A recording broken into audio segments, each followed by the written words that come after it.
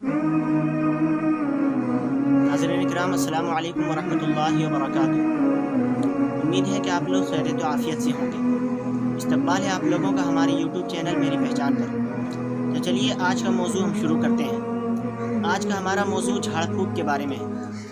बहुत सारे लोगों के जहनों में यह ख्याल रहता है कि झाड़ फूँक करना आया सही है या नहीं है, कुरान की नज़र में और हदीस की नज़र में यह क्या हुक्म रखता है।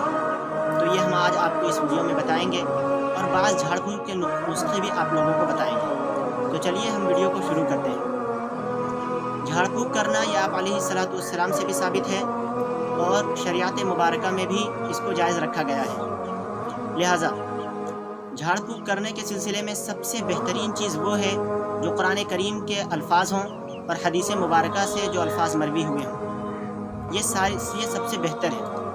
इसके बाद वो अल्फाज हैं जो सुलहाए उम्मत से मनक़ूल हों, और उनके बाद ऐसे अल्फाज जो सुलहाए उम्मत से मनक़ूल हों और हदीस मुबारका में भी ऐसे अल्फाज आए हुए हों। ऐसे अल्फाज से झाड़ फूँक करना सबसे ज़्यादा बेहतर है। रहा बात सवाबित सैयारों को देख करके और भी दीगर चीज़ों को नाप तोल करके इल्म नुजूम के ज़रिए से झाड़ फूँक करना, तो यह शरीयत की नज़र में जायज़ नहीं है।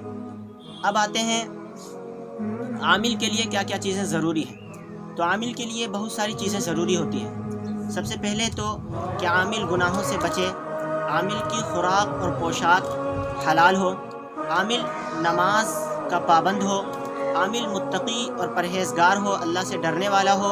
लिहाजा हर ऐसा शख्स जो गुनाहों से मुब्तला है या आम शख्स है तो वो आमिल बनने के लायक नहीं है, वो आमिल बन नहीं सकता। लिहाजा आमिल बनने के लिए ज़रूरी है कि वो तमाम गुनाहों से बचा रहे, नमाज़ों की पाबंदी करे, मुत्तकी हो, मुत्तकी हो और अल्लाह से डरने वाला हो। ये दीगर जो नेक सिफ़ातें हैं वो उसके अंदर होनी चाहिए।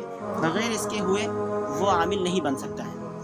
अब आइए हम आपको बताते हैं चंद ऐसे नुस्खे के बारे में जिसके जानने से आपको बेहद ही, अगर आपको कहीं पे दर्द है तो आप एक तख्ती ले करके उस पर पाक रेत बिछा करके एक कील लेकर उस पर लिखें अबजद हव्वज़ हुत्ती। यही 3 कलिमात आपको लिखने हैं। उनके बाद अलिफ पर कील रखें और सूरह फातिहा पढ़ें और मरीज़ अपने दर्द की जगह पर उंगली रखें। फिर बा पर कील रखें और मरीज़ अपने उंगली की जगह पर सूरह फातिहा पढ़े और मरीज़ अपने उंगली की जगह पर, अपने दर्द की जगह पर उंगली रखें।